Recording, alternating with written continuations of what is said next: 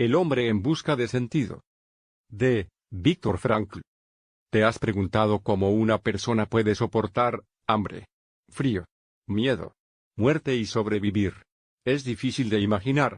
Ahora piensa en uno de los peores sucesos en la historia de la Tierra, la Segunda Guerra Mundial, sus campos de concentración y el genocidio al que fueron sometidos los judíos, y la pregunta se hace más tangible y real: ¿cómo lo hicieron? ¿Cómo sobrevivieron a las penurias? ¿Cómo ellos como seres humanos sobrevivieron y vivieron la terrible experiencia de estar en un campo de concentración? ¿Cómo se siente a nivel psicológico ser simplemente un número? Un número que tachar de la lista.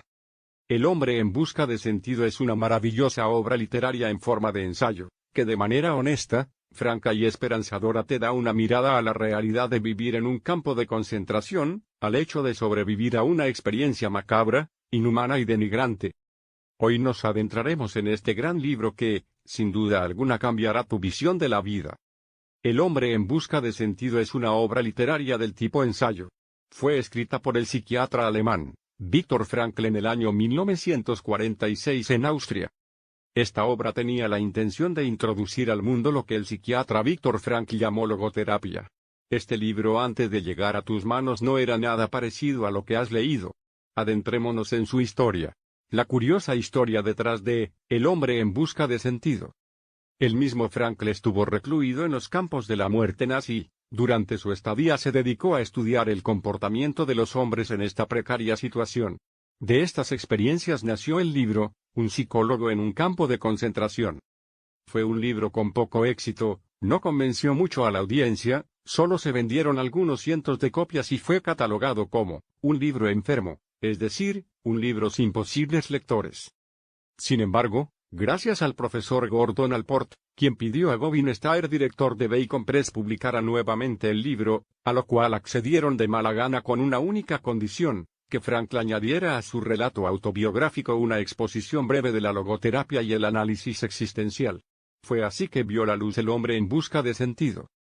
Para resumir la historia, el libro inmediatamente se convirtió en un éxito rotundo, que transformó la visión de los campos de concentración y puso la luz sobre los daños psicológicos que sufrieron todas las víctimas del genocidio nazi. Así, El hombre en busca de sentido pasó a ser catalogado como uno de los pocos grandes libros de la humanidad. La historia de este libro se divide en 3 capítulos, que describen las fases por las cuales pasa la psique de un prisionero en un campo de concentración nazi. Aunque se oye un poco aburrido o técnico, es simplemente lo contrario, ya que Frankl nos introduce de manera sutil al mundo de la psicología sin perder de vista un relato interesante, honesto, desgarrador y esperanzador, todo al mismo tiempo. Estas fases son: primera fase, internamiento en el campo. Segunda fase, la vida en el campo. Tercera fase, después de la liberación. Cada fase explica cómo poco a poco se va perdiendo la humanidad, pero aún hay momentos en los que el alma decide seguir siendo libre, y llegado el punto en el que se consigue la añorada libertad simplemente no se siente propia. Dichas fases son bien específicas y marcan cambios importantes en la psique del individuo. Hablemos un poco al respecto. Primera fase, internamiento en el campo. En esta primera fase nos relata el autor cómo eran transportados a los campos de concentración, lo que pensaron y creyeron que pasaría y cómo poco a poco descubrieron que serían despojados de todo. Nos cuenta cómo dejaban de tener nombre e identidad y se convertían en solo un número. Esta es la etapa de shock, en la que aún los individuos tratan de bromear acerca de la situación y esperan paciente que acabe y no que empeore, como sucede en la segunda etapa. Pasando por un estado de ánimo que la psiquiatría denomina la ilusión del indulto, que es un mecanismo de amortiguación interno percibido por los condenados a muerte justo antes de su ejecución. En ese momento conciben la infundada esperanza de ser indultados de último momento. Segunda fase, la vida en el campo. Esta es una de las fases más interesantes de la historia. Aquí se pueden ver prisioneros que empiezan a morir de manera emocional, ya no reaccionan a la maldad que los rodea y ha dejado de horrorizarle la inhumanidad de sus captores, una fase de apatía generalizada. Frankl relata que en esas circunstancias, aunque resulte paradójico, un golpe bien dado, certero, quizá hiere menos que otro que no atina en el blanco. Al igual que los insultos, en esos momentos no es el dolor físico lo que más hiere, sino la humillación y la indignación provocadas por la injusticia, por la cruda irracionalidad de todo aquello. Como todos los individuos sufrían de una percepción errada del tiempo, para ellos un día pasaba muy lentamente, pero una semana solía pasar más rápido, a pesar de ser una unidad de tiempo mayor. La necesidad de hablar de su familia, de imaginarla, soñarla y hasta hablarle a la persona amada quitaba un poco lo insoportable de la situación. La mente permitía un escape de tanta maldad. Quizás lo más sorprendente de esta fase, y quizás algo que simplemente es admirable, es que los prisioneros eran capaces de disfrutar más la belleza de un paisaje, de un amanecer o atardecer, como esas pequeñas cosas le arrebatan del lugar tan despreciable en el que estaban contra su voluntad. No solo en este capítulo vemos relatada la vida del prisionero, sino también la de los guardias y seres aún más despreciables llamados capos. Los capos eran también prisioneros, pero estos eran seleccionados por su nivel de crueldad para vigilar y hacerse cargo de los demás, abusando de su poder y castigando a latigazos por cualquier motivo. Este es un capítulo cuyas frases son tan conmovedoras, únicas y esperanzadoras que no puedes creer que la misma persona que padeció tanta penumbra pueda haberlas ideado. Una de las que simplemente considero más memorable es: al hombre se le puede arrebatar todo salvo una cosa, la última de las libertades humanas, la elección de la actitud personal que debe adoptar frente al destino, para decidir su propio camino.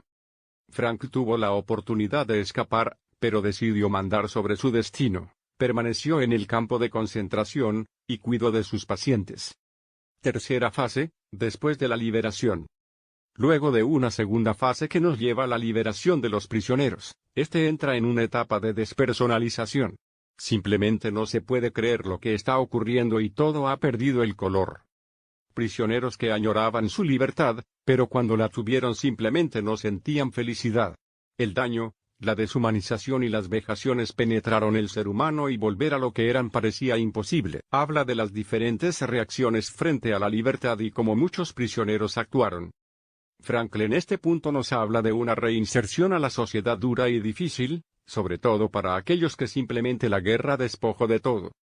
El autor desde un principio aclara que, El hombre en busca de sentido no es otro relato sobre la Segunda Guerra Mundial y los horrores sometidos al pueblo judío por los nazis, sino un libro que busca desentrañar el pensamiento de un hombre que lo pierde todo y que aún así tiene esperanza de vivir.